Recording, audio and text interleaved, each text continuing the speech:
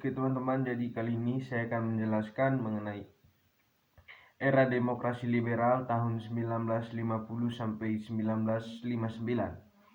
Nah, era demokrasi liberal atau juga dikenal era demokrasi parlementer adalah suatu era dalam sejarah politik Indonesia ketika negara tersebut berada di bawah sistem demokrasi liberal.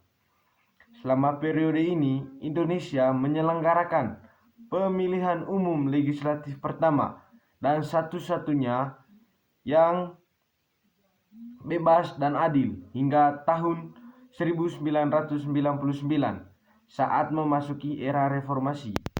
Tetapi juga mengalami ketidakstabilan politik yang berkelanjutan. Periode ini dimulai pada 17 Agustus 1950 setelah pembubaran Negara Federal Republik Indonesia Serikat, kurang dari setahun setelah pembentukannya, dan berakhir dengan penerapan darurat militer dan dekret Presiden Soekarno yang menghasilkan perkenalkan periode terpimpin pada tahun 5 Juli 1999. Pada tanggal 17 Agustus 1950, Republik Indonesia Serikat atau RIS yang merupakan negara hasil konferensi meja bundar dan pengakuan kedaulatan Indonesia oleh Belanda resmi dibubarkan. Sistem pemerintahannya pun diubah menjadi demokrasi parlementer. Berdasarkan Undang-Undang Dasar tahun 1950, sementara 1950.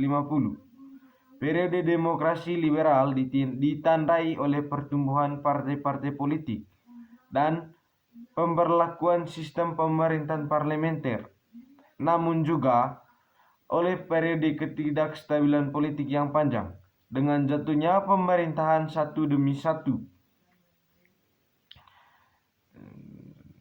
Pemilihan umum legislatif tahun 1955 merupakan pemilihan umum pertama yang bebas dan adil dalam sejarah Indonesia, sekaligus satu-satunya pemilihan umum yang bebas dan adil hingga pemilihan legislatif 1999 yang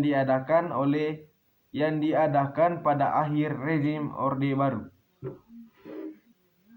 Yang berikut ada masa demokrasi terpimpin yang terjadi ketika Indonesia menerapkan sistem pemerintahan dengan seluruh keputusan pemerintah yang berpusat pada kepala negara. Pada saat itu, jabatan kepala negara dipegang oleh Soekarno. Pada demokrasi terpimpin berlangsung sejak dikeluarkan dekret Presiden 5 Juli 1959 sampai 1965. Sejak berakhirnya pemilu pada 1955, Soekarno sudah menunjukkan gejala ketidaksenangannya pada partai politik karena partai politik sangat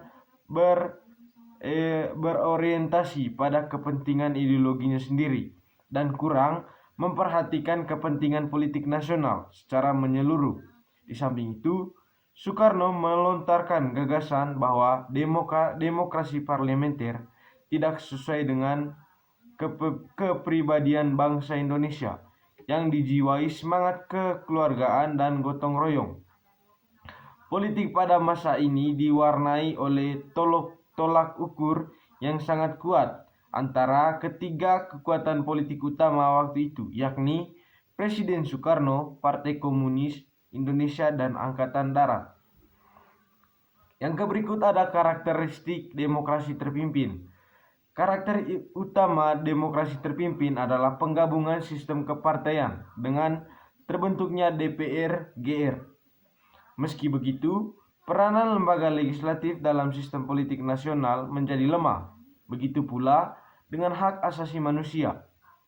Demokrasi terpimpin adalah masa puncak dari semangat anti kebebasan pers dan sentralisasi kekuasaan makin dominan dalam hubungan antara pemerintah dan pusat dengan daerah. Jadi itu saja materi mengenai demokrasi parlementer dan demokrasi terpimpin. Sekian dari saya, terima kasih.